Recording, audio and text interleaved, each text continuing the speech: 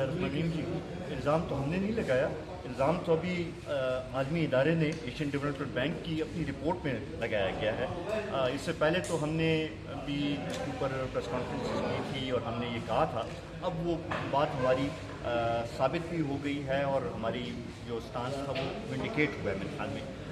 हम ये समझते हैं कि इतने बड़े इदारे की तरफ से इसके ऊपर जो सवालिया निशानात इस मंसूबे के ऊपर उठाए गए हैं, ये सूबाई हुकूमत की एक नाकामी है, नाअहली है। और अगर इस मंसूबे की वजह से किसी को नुकसान पहुंचता है या कुछ हादसात होते हैं तो हम ये समझते हैं कि सूबाई हुकूमत उसकी ज़िम्मेदार होगी। सर, नेब ने कार्रवाई ना की तो फिर आपका आइंदा अमल क्या होगा? देखें, ये एक टेस्ट केस है आपके लिए। पहले से एक ये तासुर बन रहा है कि नैब जो है वो सिर्फ मखसूस लोगों के ख़िलाफ़ इस्तेमाल किया जा रहा है, अपोजिशन के ख़िलाफ़ इस्तेमाल किया जा रहा है और उस लिहाज से इंडिपेंडेंट इदारा नहीं रहा। अब ये एक टेस्ट केस है, इसमें हम देखेंगे कि नैब अगर इसमें कार्रवाई ना करे तो हम ये समझेंगे कि ये बात और भी साबित हो जाएगी और हम इस पर अदालत जाएंगे। सर, फाटा इलेक्शन के हवाले से थोड़ा सा बताइए कि किस तरह होंगे, क्या होंगे, आप लोगों को उससे कुछ तहफ़्फ़ुज़ात? देखिए, हमारे फाटा के इलेक्शन के हवाले से तशवीश भी है, तहफ़्फ़ुज़ात भी हैं।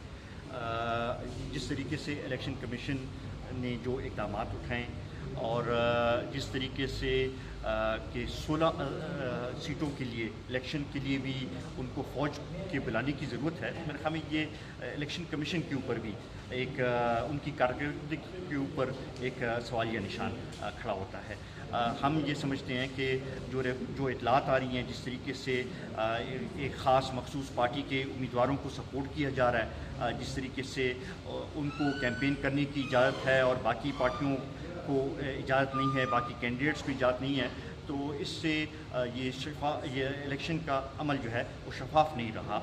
और अगर इसी तरीके से ये इलेक्शन कंडक्ट किए गए तो मेरे ख्याल में ये अपोजिशन के उस बात को कि 25 जुलाई के इलेक्शन 2018 के इलेक्शन जो है वो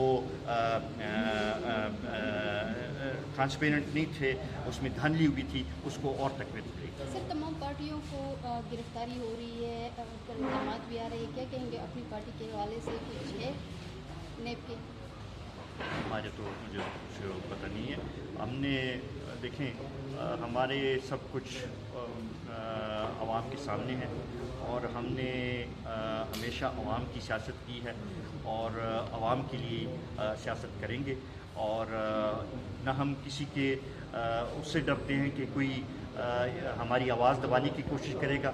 अगर ये कोई करेगा तो ये उनकी गलतफहमी होगी और इंशाल्लाह आप देखेंगे कि हम सुख होंगे।